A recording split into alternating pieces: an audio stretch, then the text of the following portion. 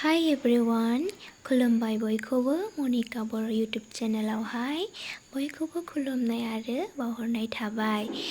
दिनैनि भिडिअ'आनो जाहैबाय नै आं दायो खैराबारि बाथौ मन्दिरावहाय थांनो नागिरदों। बेसेबा गोबावनि उनाव थांनो होनना लुबैना दंमोन, नाथाय थांनो मोनाखैमोन। दायो नै थांसिगोन।